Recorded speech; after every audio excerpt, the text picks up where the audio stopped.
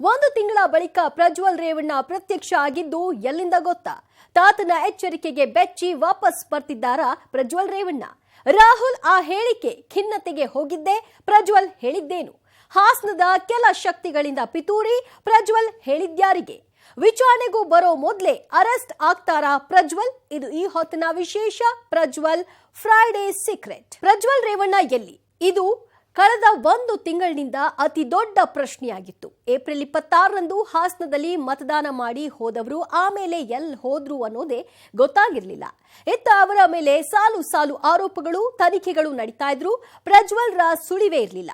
ಜರ್ಮನಿಗೆ ಪ್ರಜ್ವಲ್ ಹೋಗಿದ್ದೇ ಕೊನೆ. ಆಮೇಲೆ ಏನಾಯ್ತು ಅಂತ ಯಾರಿಗೂ ಗೊತ್ತಿರಲಿಲ್ಲ. ಈಗ ಅಂತಿಮವಾಗಿ ಪ್ರಜ್ವಲ್ ರೇವಣ್ಣ ಪ್ರತ್ಯಕ್ಷವಾಗಿದ್ದಾರೆ. 2 ನಿಮಿಷ 57 ಸೆಕೆಂಡಿನ ವಿಡಿಯೋವನ್ನ ಬಿಡುಗಡೆ ಮಾಡಿರುವ ಪ್ರಜ್ವಲ್ ಮೊದಲಿಗೆ ಕ್ಷಮೆ ಯಾಚಿಸಿ ಎಲ್ಲ ಮಾಹಿತಿ ಕೊಟ್ಟಿದ್ದಾರೆ. ಅದರ ಡೀಟೇಲ್ಸ್ ಇಲ್ಲಿದೆ. ಒಂದು ತಿಂಗಳ ಬಳಿಕ ಪ್ರತ್ಯಕ್ಷರಾದ ಪ್ರಜ್ವಲ್ ರೇವಣ್ಣ 2.57 ನಿಮಿಷ ವಿಡಿಯೋದಲ್ಲಿ ಹೇಳಿದ್ದೇನು? ಮೊದಲನೇದಾಗಿ ನನ್ನ ತಂದೆ ತಾಯಿಗೆ, ತಾತಂಗೆ ಹಾಗೂ ನನ್ನ ಕುಮಾರನಿಗೆ ಮತ್ತು ನಾಡಿನ ಜನತೆಗೆ ಹಾಗೂ ಎಲ್ಲ ನನ್ನ ಕಾರ್ಯಕರ್ತರಿಗೆ ಕ್ಷಮಾಪಣೆ ಕೇಳ್ತಾ, ನಾನು ಫಾರಿನಲ್ಲಿ ಎಲ್ಲಿದ್ದೀನಿ ಅಂತ ಸರಿಯಾಗಿ ಮಾಹಿತಿ ಕೊಡದೇ ಇರೋದಕ್ಕೆ ಇವತ್ತು ಮಾಹಿತಿ ಕೊಡೋದಕ್ಕೆ ಬಂದಿದ್ದೀನಿ. ಈ 26ನೇ ತಾರೀಕು ನಾನು ಫಾರಿನ್ಗೆ ಹೋಗೋದು ಕೂಡ ಇದು ಮುಂಚೆನೆ ಪ್ರೀ ಪ್ಲಾನ್ ಆಗಿತ್ತು. ಹಾಗಾಗಿ ನಾನು ಫಾರಿನ್ಗೆ ಹೊರಟಾದ ಮೇಲೆ 3-4 ದಿನದ ನಂತರ ನಾನು ಯೂಟ್ಯೂಬ್ ನೋಡುವಂಥ ಸಂದರ್ಭದಲ್ಲಿ, ನ್ಯೂಸ್ ಚಾನೆಲ್ ನೋಡುವಂಥ ಸಂದರ್ಭದಲ್ಲಿ ನನಗೆ ಈ ಮಾಹಿತಿ ದೊರಕುವಂಥ ಕೆಲಸ ಆಯಿತು. ಮಾಹಿತಿ ದೊರಕಿದ ಮೇಲೆ ನಂತರ SITನೂ ಕೂಡ ಏನು ಒಂದು ನೋಟಿಸ್ ಕೊಡುವಂಥ ಕೆಲಸ ಮಾಡಿತು. ಆ SIT ನೋಟಿಸ್ಗೂ ಕೂಡ ನಾನು ಎಕ್ಸ್ ಖಾತೆ ಮುಖಾಂತರ ಮತ್ತು ನನ್ನ ಲಾಯರ್ ಮುಖಾಂತರ ನಾನು 7 ದಿನ ಸಮಯ ಅವಕಾಶ ಕೇಳಿದ್ದೆ. ಏನು ಕಾಂಗ್ರೆಸ್ಸಿನ ಹಿರಿಯ ನಾಯಕರಾದಂಥ ರಾಹುಲ್ ಗಾಂಧಿ ಅವರು ಮತ್ತು ಹಾಗೂ ಎಲ್ಲ ಹಿರಿಯ ನಾಯಕರುಗಳು ಏನು ಓಪನ್ ವೇದಿಕೆಗಳಲ್ಲಿ ಈ ಒಂದು ವಿಚಾರಗಳನ್ನ ಪ್ರಚಾರ ಮಾಡೋದಕ್ಕೆ ಪ್ರಾರಂಭ ಮಾಡಿದ್ರು, ಚರ್ಚೆ ಮಾಡೋದಕ್ಕೆ ಪ್ರಾರಂಭ ಮಾಡಿದ್ರು, ಒಂದು ರಾಜಕೀಯದ ಪಿತೂರಿ ಮಾಡೋಂಥ ಕೆಲಸನ ಮಾಡಿದ್ರು. ಇದೆಲ್ಲ ನೋಡಿದಂಥ ಸಂದರ್ಭದಲ್ಲಿ ನಾನು ಡಿಪ್ರೆಷನ್ಗೆ ಹೋಗುವಂಥ ಕೆಲಸ ಆಯಿತು, ಐಸೋಲೇಷನ್ಗೆ ಹೋಗುವಂಥ ಕೆಲಸ ಮಾಡಿಕೊಂಡೆ. ಖಂಡಿತವಾಗ್ಲೂ ನಾನು ಈ 31ನೇ ತಾರೀಕು ಶುಕ್ರವಾರ ನಾನು SIT ಮುಂದೆ ಬರ್ತೀನಿ. ಬಂದ ನಂತರ ನಾನು ಇದಕ್ಕೆಲ್ಲದಕ್ಕೂ ಕೂಡ ಇದಕ್ಕೆ ತಲೆ ಎಳೆಯುವಂಥ ಕೆಲಸನ ಮಾಡಿ. ಅಶ್ಲೀಲ ಪೆನ್ಡ್ರೈವ್ ಪ್ರಕರಣದಲ್ಲಿ ಸಿಕ್ಕಾಕೊಂಡು ತಲೆಮರೆಸಿಕೊಂಡಿದ್ದಂತಹ ಹಾಸನ ಸಂಸದ ಪ್ರಜ್ವಲ್ ರೇವಣ್ಣ ಕೊನೆಗೂ ಪ್ರತ್ಯಕ್ಷರಾಗಿದ್ದಾರೆ. ಆದರೆ ಕಣ್ಮುಂದೆ ನೇರವಾಗಿ ಕಂಡಿಲ್ಲ, ಬದಲಾಗಿ ವಿಡಿಯೋವೊಂದನ್ನ ರಿಲೀಸ್ ಮಾಡಿದ್ದಾರೆ. ಆ ವಿಡಿಯೋದಲ್ಲಿ ಒಂದಿಷ್ಟು ಮಾಹಿತಿಗಳನ್ನ ಕೂಡ ಕೊಟ್ಟಿದ್ದಾರೆ. ಇಲ್ಲಿ ತನಕ ಪ್ರಜ್ವಲ್ ರೇವಣ್ಣ ಎಲ್ಲಿ ಅನ್ನೋ ಪ್ರಶ್ನೆ ಎಲ್ರಿಗೂ ಕಾಡ್ತಾ ಇತ್ತು. ಪ್ರಜ್ವಲ್ ಯಾವಾಗ ಬರ್ತಾರೆ ಅಂತ SIT ಅಂತೂ ಪ್ರತಿದಿನ ಕೆಂಪೇಗೌಡ ವಿಮಾನ ನಿಲ್ದಾಣದ ಹೊರಗೆ ಟಿಕಾಣಿ ಹೂಡಿ ಕಾಯ್ತಾ ನಿಂತಿರ್ತಿತ್ತು. ಈಗ ಅದಕ್ಕೆಲ್ಲ ಉತ್ತರ ಸಿಕ್ಕಿದೆ. ಪ್ರಜ್ವಲ್ ರೇವಣ್ಣ ಎಲ್ಲಿದ್ದಾರೆ ಅನ್ನೋದರ ಬಗ್ಗೆ ಸ್ಪಷ್ಟ ಮಾಹಿತಿ ಸಿಗದೇ ಇದ್ರೂ ಕೂಡ ಯಾವಾಗ ಬರ್ತಾರೆ ಅನ್ನೋದನ್ನ ಸ್ವತಃ ಅವರೇ ಹೇಳ್ಕೊಂಡಿದ್ದಾರೆ. ಈ ಮೂಲಕ ಪ್ರಜ್ವಲ್ ಪೆನ್ಡ್ರೈವ್ ಪ್ರಕರಣ ಮತ್ತೊಂದು ಹಂತಕ್ಕೆ ಹೋದಂತಾಗಿದೆ. ಪ್ರಜ್ವಲ್ ಕೊನೆಯದಾಗಿ ಕಂಡಿದ್ದೆ ಏಪ್ರಿಲ್ 26ರಂದು. ಅಂದು ಕರ್ನಾಟಕದಲ್ಲಿ ಮೊದಲ ಹಂತದ ಚುನಾವಣೆ ನಡೀತಾ ಇತ್ತು. ಹಾಸನ ಕ್ಷೇತ್ರದ ಮತದಾನ ಕೂಡ ಅಂದೇ ಇತ್ತು. ಆವತ್ತು ಹೊಳೆನರಸೀಪುರದಲ್ಲಿ ಮತದಾನ ಮಾಡಿದಂತಹ ಪ್ರಜ್ವಲ್ ಅಂದೇ ರಾತ್ರಿ ವಿಮಾನ ಹತ್ಕೊಂಡು ವಿದೇಶಕ್ಕೆ ಹಾರ್ಬಿಟ್ಟಿದ್ರು. ಜರ್ಮನಿಗೆ ಹೋಗಿದ್ದಾರೆ ಅಂತ ಹೇಳಲಾಯಿತು. ಇತ್ತ ಪ್ರಜ್ವಲ್ ವಿರುದ್ಧ ಅಶ್ಲೀಲ ಪೆನ್ಡ್ರೈವ್ ಪ್ರಕರಣದ ತನಿಖೆ ಕೂಡ ಶುರುವಾಗಿತ್ತು. ಒಬ್ಬೊಬ್ಬರೇ ಸಂತ್ರಸ್ತರು ದೂರು ಕೊಡೋದಿಕ್ಕೆ ಶುರು ಮಾಡಿದ್ರು. ಹೀಗಾಗಿ ಕಾನೂನು ಕುಣಿಕೆ ಬಿಗಿ ಆಗ್ತಾ ಇತ್ತು. ಆದ್ರೆ ಪ್ರಜ್ವಲ್ ಮಾತ್ರ ವಿದೇಶದಿಂದ ವಾಪಸ್ ಬರಲೇ ಇಲ್ಲ. ಪ್ರಜ್ವಲ್ನ ವಾಪಸ್ ಕರೆಸೋದಿಕ್ಕೆ ಅಂತ SIT ತನ್ನೆಲ್ಲಾ ಶಕ್ತಿಯನ್ನ ಉಪಯೋಗಿಸಿ ನಾನಾ ತಂತ್ರಗಳನ್ನ ಕೂಡ ಮಾಡಿದ್ರು, ಫಲ ಕೊಡ್ಲಿಲ್ಲ. ಈಗ ಪ್ರಜ್ವಲ್ ರೇವಣ್ಣ ಅವರೇ ಈ ಎಲ್ಲಾ ಅನುಮಾನಗಳಿಗೆ ಒಂದಿಷ್ಟು ಉತ್ತರ ಕೊಟ್ಟಿದ್ದಾರೆ. ವಿದೇಶದಲ್ಲೇ ಕೂತು ಪ್ರಜ್ವಲ್ ರೇವಣ್ಣ ವಿಡಿಯೋ ರಿಲೀಸ್. ಅಪ್ಪ, ತಮ್ಮ, ತಾತ, ಚಿಕ್ಕಪ್ಪ ಕಾರ್ಯಕರ್ತರಲ್ಲಿ ಕ್ಷಮೆ ಯಾಚಿಸಿದ ಪ್ರಜ್ವಲ್. ಅಶ್ಲೀಲ ಪೆನ್ಡ್ರೈವ್ ಹೊರಬಂದ ನಂತರ ಮೊಟ್ಟ ಮೊದಲ ಬಾರಿಗೆ ಪ್ರಜ್ವಲ್ ರೇವಣ್ಣ ಅವರ ಮುಖ ದರ್ಶನ ಆಗಿದೆ. ಈ ಪ್ರಕರಣದ ಕುರಿತು SIT ರಚನೆಯಾಗಿ ನೋಟಿಸ್ ಕೊಟ್ಟ ನಂತರ ತಮ್ಮ ಸಾಮಾಜಿಕ ಜಾಲತಾಣ ಎಕ್ಸ್ ಖಾತೆಯಲ್ಲಿ ಮತ್ತು ಲಾಯರ್ ಮೂಲಕ ಅವಕಾಶವನ್ನ ಕೋರಿದ್ರು ಪ್ರಜ್ವಲ್. ಈಗ ಮೊಟ್ಟ ಮೊದಲ ಬಾರಿಗೆ ಪ್ರಕರಣದ ಕುರಿತು ಮಾತನಾಡಿದ್ದಾರೆ ಪ್ರಜ್ವಲ್. ವಿದೇಶದಲ್ಲಿ ಇದ್ಕೊಂಡೆ ವಿಡಿಯೋ ರಿಲೀಸ್ ಮಾಡಿರುವಂತಹ ಪ್ರಜ್ವಲ್ ಮೊದಲಿಗೆ ಅಪ್ಪ, ಅಮ್ಮ, ತಾತ, ಚಿಕ್ಕಪ್ಪ ಮತ್ತು ಕಾರ್ಯಕರ್ತರಲ್ಲಿ ಕ್ಷಮೆ ಕೇಳಿದ್ದಾರೆ. ಎಲ್ಲರಿಗೂ ನಮಸ್ಕಾರ. ಮೊದಲನೇದಾಗಿ ನನ್ನ ತಂದೆ ತಾಯಿಗೆ, ತಾತಂಗೆ ಹಾಗೂ ನನ್ನ ಕುಮಾರನಿಗೆ ಮತ್ತು ನಾಡಿನ ಜನತೆಗೆ ಹಾಗೂ ಎಲ್ಲ ನನ್ನ ಕಾರ್ಯಕರ್ತರಿಗೆ ಕ್ಷಮಾಪಣೆ ಕೇಳ್ತಾ, ನಾನು ಫಾರಿನ್ ಅಲ್ಲಿ ಎಲ್ಲಿದ್ದೀನಿ ಅಂತ ಸರಿಯಾಗಿ ಮಾಹಿತಿ ಕೊಡದೇ ಇರೋದಕ್ಕೆ ಇವತ್ತು ಮಾಹಿತಿ ಕೊಡೋದಕ್ಕೆ ಬಂದೆ. ಅಸಲಿಗೆ 26ನೇ ತಾರೀಕು ಚುನಾವಣೆ ನಡೆದ ಸಂದರ್ಭದಲ್ಲಿ ನನ್ನ ವಿರುದ್ಧ ಯಾವುದೇ ಪ್ರಕರಣ ಇರಲಿಲ್ಲ ಅಂತ ಹೇಳಿರುವಂತಹ ಪ್ರಜ್ವಲ್ ಮೊದಲೇ ನಿರ್ಧಾರವಾದಂತೆ ನಾನು ವಿದೇಶಕ್ಕೆ ತೆರಳಿದ್ದೆ ಅಂತ ಹೇಳಿಕೆ ಕೊಟ್ಟಿದ್ದಾರೆ. ಇನ್ನು ಈ ಸಂದರ್ಭದಲ್ಲಿ ಎಸ್ಐಟಿ ಕೂಡ ರಚನೆ ಆಗಿರಲಿಲ್ಲ ಅಂತ ಸ್ಪಷ್ಟನೆ ಕೊಟ್ಟಂತಹ ಪ್ರಜ್ವಲ್ 4 ದಿನಗಳ ಬಳಿಕ ಈ ವಿಚಾರವೆಲ್ಲ ಗೊತ್ತಾಯ್ತು ಎಂದಿದ್ದಾರೆ. ಏನ್ 26ನೇ ತಾರೀಕು ಚುನಾವಣೆ ನಡೀತು. 26ನೇ ತಾರೀಕು ಚುನಾವಣೆ ನಡೆದಂತ ಸಂದರ್ಭದಲ್ಲಿ ಅವತ್ತು ನನ್ನ ಮೇಲೆ ಯಾವುದೇ ರೀತಿ ಒಂದು ಪ್ರಕರಣ ಆಗಲಿ ಯಾವುದೇ ಒಂದು ಕೇಸ್ ಆಗಲಿ ಏನೂ ಇರಲಿಲ್ಲ. ಎಸ್ಐಟಿನೂ ಕೂಡ ರಚನೆ ಆಗಿರಲಿಲ್ಲ. ಈ 26ನೇ ತಾರೀಕು ನಾನು ಫಾರಿನ್ ಹೋಗೋದು ಕೂಡ ಇದು ಮುಂಚೆನೆ ಪ್ರೀ ಪ್ಲಾನ್ ಆಗಿತ್ತು. ಹಾಗಾಗಿ ನಾನು ಫಾರಿನ್ ಹೊರಟಾದ ಮೇಲೆ 3-4 ದಿನದ ನಂತರ ನಾನು ಯೂಟ್ಯೂಬ್ ನೋಡುವಂತ ಸಂದರ್ಭದಲ್ಲಿ, ನ್ಯೂಸ್ ಚಾನೆಲ್ ನೋಡುವಂತ ಸಂದರ್ಭದಲ್ಲಿ ನನಗೆ ಈ ಮಾಹಿತಿ ದೊರಕುವಂತ ಕೆಲಸ ಆಯಿತು. ರಾಹುಲ್ ಗಾಂಧಿ ಸೇರಿದಂತೆ ಕಾಂಗ್ರೆಸ್ ನಾಯಕರ ಟೀಕೆ, ಖಿನ್ನತೆಗೆ ಒಳಗಾಗಿದ್ದೆ ಎಂದ ಪ್ರಜ್ವಲ್ ರೇವಣ್ಣ.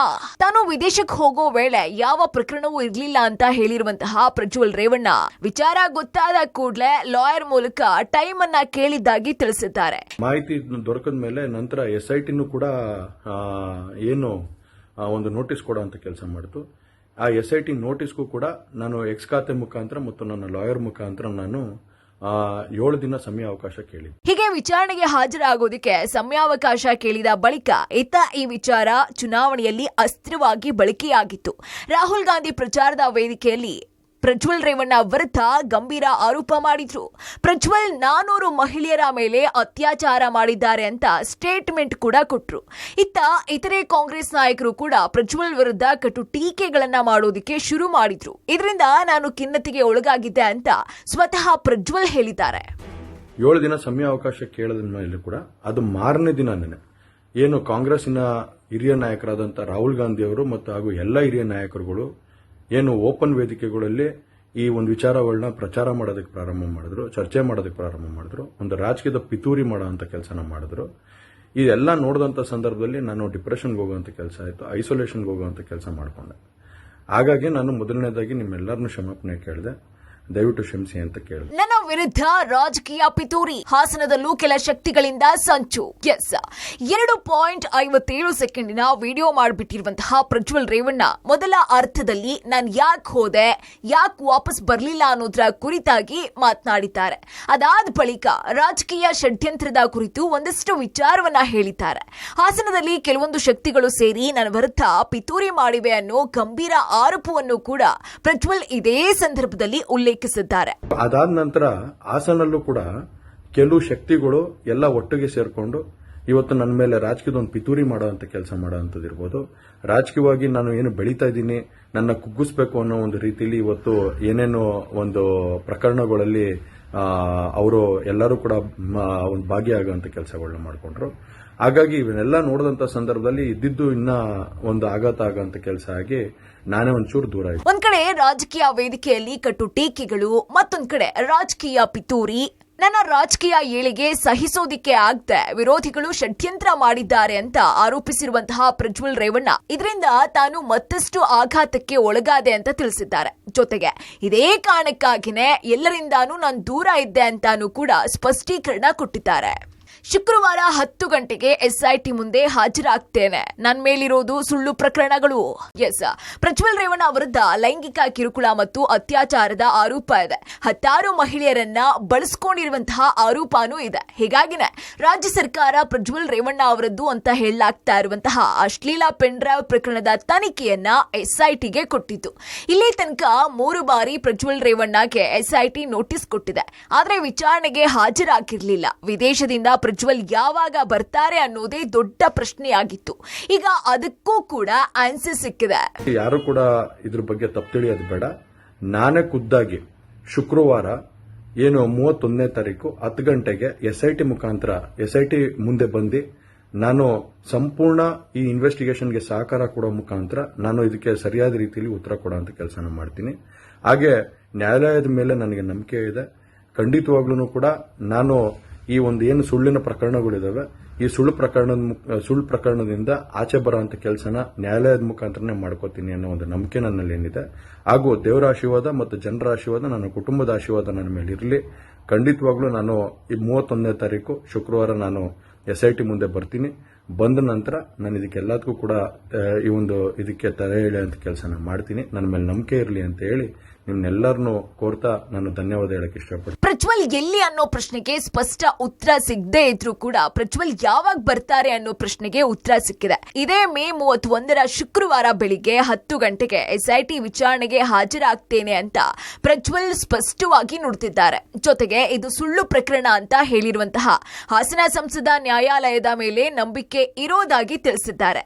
ನಾನೇ ಬಂದು ಎಲ್ಲದಕ್ಕೂ ಉತ್ತರ ಕೊಟ್ಟು ಪ್ರಕರಣಕ್ಕೆ ತೆರೆಯನ್ನ ಎಳೆಯೋದಾಗಿಯೂ ಕೂಡ ಪ್ರಜ್ವಲ್ ರೇವಣ್ಣ ತಿಳಿಸಿದ್ದಾರೆ. ಸಮಾಧಾನ ತಂದಿದೆ ಎಂದ HD ಕುಮಾರಸ್ವಾಮಿ. ಇನ್ನು ಪ್ರಜ್ವಲ್ ರೇವಣ್ಣ ಕೇಸ್ನಲ್ಲಿ ರಾಜಕೀಯ ಷಡ್ಯಂತ್ರ ಇದೆ ಅಂತ ಕುಮಾರಸ್ವಾಮಿ ಆರೋಪಿಸ್ತಾನೆ ಬಂದಿದ್ದಾರೆ. ತಮ್ಮ ಕುಟುಂಬವನ್ನ ನಾಶ ಮಾಡಬೇಕು ಅಂತಾನೆ ಕಾಂಗ್ರೆಸ್ ಈ ಸಂಚನ್ನ ನಡೆಸಿದೆ ಅನ್ನೋದು ಅವರ ಆರೋಪ. ಪ್ರಜ್ವಲ್ ರೇವಣ್ಣ ತಪ್ಪು ಮಾಡಿದ್ರೆ ಶಿಕ್ಷೆ ಕೊಡ್ಲಿ, ಇಡೀ ಕುಟುಂಬಕ್ಕೆ ಯಾಕೆ ಶಿಕ್ಷೆ ಕೊಡ್ತಾ ಇದ್ದೀರಾ ಅಂತಾನೂ ಕೂಡ HDK ಪ್ರಶ್ನಿಸಿದ್ರು. ಜೊತೆಗೆ ಕಳೆದ ವಾರವಷ್ಟೇ ಪ್ರಜ್ವಲ್ ರೇವಣ್ಣಗೂ ಮನವಿ ಮಾಡಿದ್ರು. ಎಲ್ಲೇ ಇದ್ರೂ ವಾಪಸ್ ಬಂದು ತನಿಖೆಯನ್ನ ಫೇಸ್ ಮಾಡುವಂತೆ ಹೇಳ್ಕೊಂಡಿದ್ರು. ಈಗ ಪ್ರಜ್ವಲ್ ವಾಪಸ್ ಬರುವುದಾಗಿ ಹೇಳಿದ್ದು ತನಗೆ ಸಮಾಧಾನ ತಂದಿದೆ ಅಂತ ಕುಮಾರಸ್ವಾಮಿ ಹೇಳಿಕೆ ಕೊಟ್ಟಿದ್ದಾರೆ. ಈ ಒಂದು ಪ್ರಕರಣಕ್ಕೆ ಸಂಬಂಧಪಟ್ಟ ಹಾಗೆ ಈಗಾಗಲೇ ನಮ್ಮ ರಾಷ್ಟ್ರೀಯ ಅಧ್ಯಕ್ಷರು ದೇವೇಗೌಡರು ಮತ್ತು ನಾನು ಎಲ್ಲೇ ಇದ್ದರೂ ಬಂದು SITಗೆ ಹಾಜರಾಗಿ ತನಿಖೆಗೆ ಸಹಕಾರ ಕೊಡಬೇಕು ಅಂತಕ್ಕಂಥ ಒಂದು ದೇವೇಗೌಡರು ಎಚ್ಚರಿಕೆನೂ ಕೊಟ್ಟಿದ್ದಾರೆ. ನಾನು ಒಂದು ಮನವಿನೂ ಮಾಡಿದ್ದೆ ಮತ್ತು ಕಾರ್ಯಕರ್ತರಿಗೆ ಗೌರವ ಇದ್ದರೆ ತಕ್ಷಣ ಬರಬೇಕು ಅಂತಕ್ಕಂಥ ಒಂದು ಮನವಿಯನ್ನು ಮಾಡಿದ್ದು. ಅದಕ್ಕೆ ಹೋಗೊಟ್ಟು ಬರ್ತಾ ಇರ್ತಕ್ಕಂಥದಕ್ಕೆ ಇವತ್ತು ನಮಗೂ ಸ್ವಲ್ಪ ಸಮಾಧಾನ. ಅಂದಹಾಗೆ ಇಲ್ಲಿ ಗಮನಿಸಬೇಕಾದಂತಹ ಮತ್ತೊಂದು ಅಂಶ ಇದೆ. ಸದ್ಯ ಸುದೀರ್ಘ 31 ದಿನಗಳ ಬಳಿಕ ಪ್ರಜ್ವಲ್ ರೇವಣ್ಣ ಮೌನ ಮುರಿದಿದ್ದಾರೆ. ತಾನು ವಿದೇಶಕ್ಕೆ ಹೋಗಿದ್ಯಾಕೆ, ಯಾವಾಗ ಬರ್ತೀನಿ ಅನ್ನೋ ಮಾಹಿತಿಯನ್ನ ಕೊಟ್ಟಿದ್ದಾರೆ. ಆದ್ರೆ ಎಲ್ಲೂ ಕೂಡ ಪ್ರಕರಣದ ಬಗ್ಗೆ ಹೆಚ್ಚಾಗಿ ಮಾತನಾಡಿಲ್ಲ. ನನ್ನ ಮೇಲೆ ಸುಳ್ಳು ಆರೋಪ ಬಂದಿದೆ ಅಂತಷ್ಟೇ ಹೇಳಿರುವಂತಹ ಪ್ರಜ್ವಲ್ ಯಾವ ರೀತಿಯ ಷಡ್ಯಂತ್ರ, ಬಹಿರಂಗವಾಗಿಯೇ ವಿಡಿಯೋಗಳ ಸತ್ಯಾಸತ್ಯತೆ ಏನು ಅನ್ನೋದ್ರ ಬಗ್ಗೆ ಪ್ರಜ್ವಲ್ ತುಟ್ಟಿ ಬಿಚ್ಚಿಲ್ಲ. ಹಾಸನಲ್ಲೂ ಕೂಡ ಕೆಲವು ಶಕ್ತಿಗಳು ಎಲ್ಲ ಒಟ್ಟಿಗೆ ಸೇರ್ಕೊಂಡು ಇವತ್ತು ನನ್ನ ಮೇಲೆ ರಾಜಕೀಯದ ಒಂದು ಪಿತೂರಿ ಮಾಡುವಂತ ಕೆಲಸ ಮಾಡುವಂಥದ್ದು ಇರ್ಬೋದು.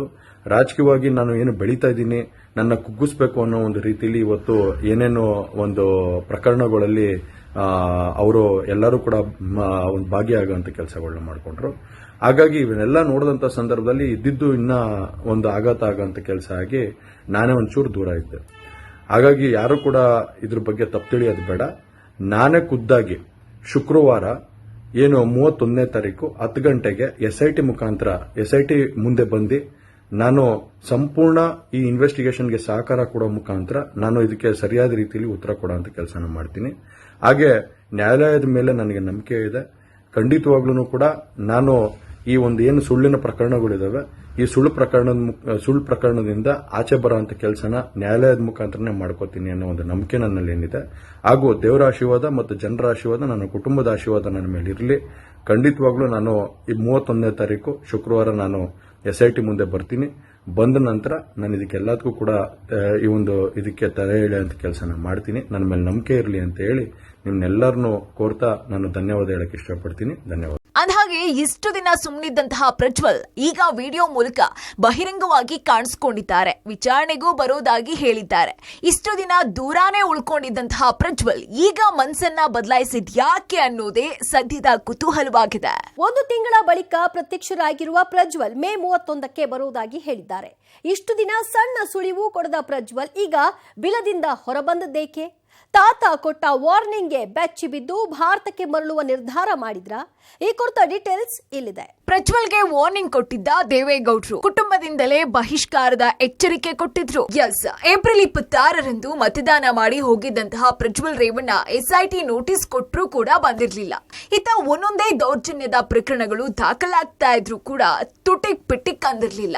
ವಿದೇಶದಲ್ಲೇ ತಲೆ ಮರೆಸ್ಕೊಂಡು ಓಡಾಡ್ತಾ ಇದ್ದಂತಹ ಪ್ರಜ್ವಲ್ ರೇವಣ್ಣ ಕರ್ನಾಟಕದಲ್ಲಿ ತನ್ನದೇ ಕೇಸ್ನಲ್ಲಿ ಇಷ್ಟೊಂದು ಡೆವಲಪ್ಮೆಂಟ್ ನಡೀತಾ ಇದ್ರು ಕೂಡ ಡೋಂಟ್ ಕೇರ್ ಅಂತ ಇದ್ರು. ಇದರ ನಡುವೆ ಪ್ರಜ್ವಲ್ ತಂದೆ ರೇವಣ್ಣ ವಿರುದ್ಧ ಲೈಂಗಿಕ ದೌರ್ಜನ್ಯ ಮತ್ತು ಕಿಡ್ನಾಪ್ ಕೇಸ್ ಕೂಡ ದಾಖಲಾಗಿತ್ತು. ಕೊನೆಗೆ ರೇವಣ್ಣ ಅವರನ್ನ ಅರೆಸ್ಟ್ ಕೂಡ ಮಾಡಲಾಯಿತು. ಆಗ್ಲಾದ್ರೂ ಪ್ರಜ್ವಲ್ ರೇವಣ್ಣ ಭಾರತಕ್ಕೆ ವಾಪಸ್ ಬರಬಹುದು ಅಂತ ಅಂದಾಜಿಸಲಾಗಿತ್ತು. ಆದ್ರೆ ತಂದೆ ಅರೆಸ್ಟ್ ಆದಾಗ್ಲೂ ಕೂಡ ಪ್ರಜ್ವಲ್ ಬಂದಿರಲಿಲ್ಲ. ಇನ್ನು ಕಳೆದ ವಾರ ಚಿಕ್ಕಪ್ಪ ಕುಮಾರಸ್ವಾಮಿ ಅವರು ಪ್ರಜ್ವಲ್ಗೆ ಬಹಿರಂಗ ಮನವಿ ಮಾಡಿದ್ರು. ಎಲ್ಲೇ ಇದ್ರೂ ಭಾರತಕ್ಕೆ ವಾಪಸ್ ಬಂದು ತನಿಖೆಯನ್ನ ಫೇಸ್ ಮಾಡುವಂತ ಕೇಳ್ಕೊಂಡಿದ್ರು. ದೇವೇಗೌಡರು ಮತ್ತು ಪಕ್ಷದ ಕಾರ್ಯಕರ್ತರ ಮೇಲಿನ ಗೌರವಕ್ಕಾದ್ರೂ ಬಾರಪ್ಪ ಅಂತ ಕರೆದಿದ್ರು. ಅಲ್ಲದೆ ಈ ಘಟನೆಯಿಂದ ನೊಂದು ದೇವೇಗೌಡರು ಮತ್ತು ರಾಜ್ಯಸಭಾ ಸ್ಥಾನಕ್ಕೆ ರಾಜೀನಾಮೆ ಕೊಡೋದಕ್ಕೂ ಮುಂದಾಗಿದ್ದಂತಹ ವಿಚಾರವನ್ನ ಎಚ್ಡಿಕೆ ತಿಳಿಸಿದ್ರು. ಇದಾದ ಮರುದಿನವೇ ತಾತ ದೇವೇಗೌಡ್ರೆ ಅಖಾಡಕ್ಕಿಳಿದ್ರು. ಪ್ರಜ್ವಲ್ಗೆ ಬಹಿರಂಗ ಪತ್ರ ಬರೆದಂತಹ ಗೌಡ್ರು ವಾರ್ನಿಂಗ್ ಕೂಡ ಕೊಟ್ಟಿದ್ರು. ಎಲ್ಲೇ ಇದ್ರೂ ವಾಪಸ್ ಬಂದು ತನಿಖೆಯನ್ನ ಎದುರಿಸು, ನನ್ನ ಮಾತಿಗೆ ಬೆಲೆ ಕೊಡದೆ ಹೋದ್ರೆ ಕುಟುಂಬದಿಂದಾನೇ ದೂರ ಆಗ್ತೀಯಾ ಅನ್ನೋ ಫೈನಲ್ ವಾರ್ನಿಂಗ್ ಅನ್ನು ಕೂಡ ಕೊಟ್ಟಿದ್ರು. ಈಗ ಗೌಡ್ರ ವಾರ್ನಿಂಗ್ಗೆ ಬೆಚ್ಚಿ ಪ್ರಜ್ವಲ್ ರೇವಣ್ಣ ಭಾರತಕ್ಕೆ ವಾಪಸ್ ಆಗುವ ನಿರ್ಧಾರವನ್ನ ಕೈಗೊಂಡಿದ್ದಾರೆ ಅಂತ ಹೇಳಲಾಗ್ತಾ ಇದೆ. ಶುರುವಾಗಿತ್ತು ಪಾಸ್ಪೋರ್ಟ್ ರದ್ದತಿಯ ಪ್ರಕ್ರಿಯೆ. ಶೋಕಾಸ್ ನೋಟಿಸ್ ಕೊಟ್ಟಿದ್ದ ವಿದೇಶಾಂಗ ಇಲಾಖೆ. ಒಂದ್ ಕಡೆ ದೇವೇಗೌಡ್ರೆ ನೇರವಾಗಿ ಪ್ರಜ್ವಲ್ಗೆ ವಾರ್ನಿಂಗ್ ಮಾಡಿದ್ರು, ಕುಟುಂಬದಿಂದ ಬಹಿಷ್ಕಾರ ಹಾಕುವ ಎಚ್ಚರಿಕೆ ಕೊಟ್ಟಿದ್ರು.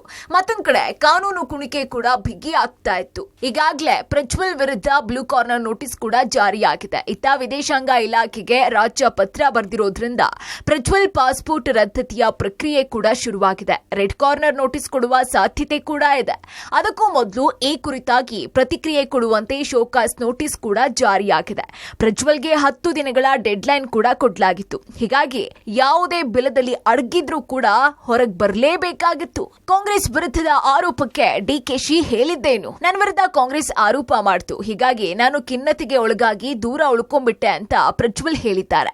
ಇನ್ನು ಅದಕ್ಕೆ ಉತ್ತರ ಕೊಟ್ಟಿರುವಂತಹ ಡಿಸಿಎಂ ಡಿಕೆ ಶಿವಕುಮಾರ್, ಯಾರ ಬಾಯಿಗೂ ಬೀಗ ಹಾಕೋದಿಕ್ಕಾಗೋದಿಲ್ಲ, ಕಾಲುವೆ ಎಲ್ಲದಕ್ಕೂ ಉತ್ತರ ಕೊಡುತ್ತೆ ಎಂದಿದ್ದಾರೆ.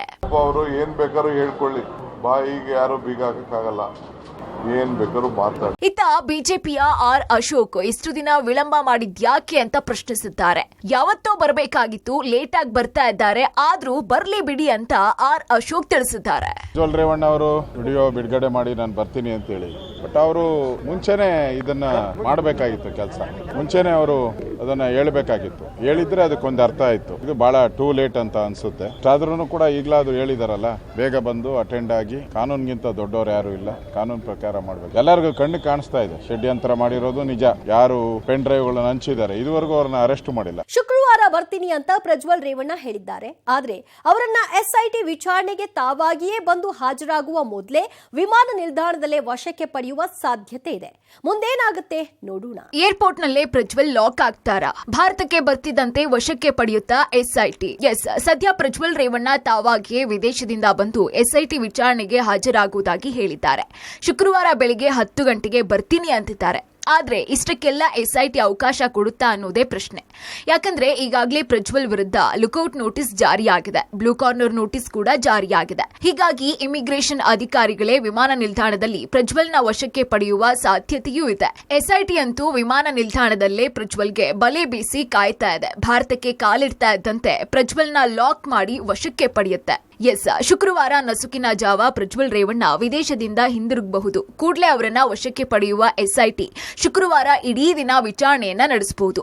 ಬಳಿಕ ಶುಕ್ರವಾರ ಸಂಜೆ ನ್ಯಾಯಾಧೀಶರ ಮುಂದೆ ಹಾಜರುಪಡಿಸುತ್ತೆ. ಪ್ರಜ್ವಲ್ ಮೇಲೆ ಈಗಾಗಲೇ 4 ಅತ್ಯಾಚಾರ ಪ್ರಕರಣಗಳಿವೆ. ಹಲವು ಸಂತ್ರಸ್ತೆಯರು ಸಿಆರ್ಪಿಸಿ 164 ಅಡಿ ಹೇಳಿಕೆಯನ್ನ ದಾಖಲು ಮಾಡಬಹುದು. ಹೀಗಾಗಿ ಪೊಲೀಸ್ ಕಸ್ಟಡಿಗೆ ನೀಡುವಂತೆ ಎಸ್ಐಟಿ ಕೇಳಬಹುದು. ಇದಾದ ಬಳಿಕ ಸ್ಪಾಟ್ ಮಹಜರು ಪ್ರಕ್ರಿಯೆ ಸೇರಿದಂತೆ ನಾನಾ ಪ್ರಕ್ರಿಯೆಗಳು ಶುರುವಾಗುತ್ತೆ. ಪೊಲೀಸ್ ಕಸ್ಟಡಿ ಬಳಿಕ ನ್ಯಾಯಾಂಗ ಬಂಧನಕ್ಕೂ ಮನವಿ ಮಾಡುವ ಸಾಧ್ಯತೆ ಇದೆ.